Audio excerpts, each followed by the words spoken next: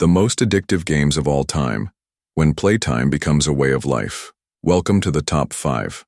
Most addictive games of all time, and trust me, number 1 will take you straight back to your childhood. Before we jump in, smash that like button if you've ever lost track of time gaming. No shame, we're all in this digital spiral together.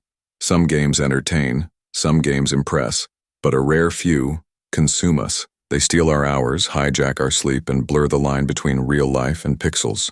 We don't just play them, we live in them. These aren't games. They're obsessions, cleverly disguised as fun. Let's journey through the most addictive games ever made. The ones that didn't just capture our attention but rewired our routines. From sweet little puzzles to cosmic battlegrounds, each title on this list has one thing in common. They made us say, just one more round, and lie. We begin with the sweetest lie of them all. Candy Crush Saga. Released in 2012, Candy Crush didn't need flashy hardware or an open world. It just needed a phone, and a hook so simple it felt harmless. But beneath those vibrant colors and jingling rewards was a psychological trap. You'd match candies, get a little reward, then hit a wall, then pay, wait, or beg for lives. All while notifications from friends, and even your grandmother, reminded you, everyone's still playing. Candy Crush wasn't just a mobile game, it was a worldwide phenomenon, with over 1 billion downloads. And the first time many of us realized we could be casually addicted, but if Candy Crush was a treat, what came next was a full-on alternate reality. World of Warcraft. A game? No, a second life. In 2004, World of Warcraft launched and redefined what gaming could be. You didn't just control a character, you became part of a world, Azeroth, filled with heroes, villains, alliances, betrayals, and digital purpose. People skipped work to raid. Friendships were formed in dungeons. Guilds collapsed like kingdoms. The game was alive, and so were the stakes. This wasn't about winning, it was about belonging. And that's what made it dangerous. Because when you live in a world where you matter more than in real life, why log off? Then came a game made of blocks, and it changed everything. Minecraft arrived with no story, no goal, no structure. Just creativity, survival, and infinite possibilities. You'd build a house, then a city, then an empire. You'd dig for diamonds, fall into lava, lose everything, start again. It felt peaceful, but it was a loop, a satisfying, endless rhythm of building and breaking. Children built castles, adults built CPUs, and some of us built entire weeks around it, forgetting the real world existed outside the screen. With over 300 million copies sold, Minecraft became more than a game. It became a canvas for our minds, and the longer we played, the deeper we fell into our own imagination. But imagination wasn't the only trap. Sometimes, competition is even stronger. Enter Fortnite, the game that became a cultural tsunami.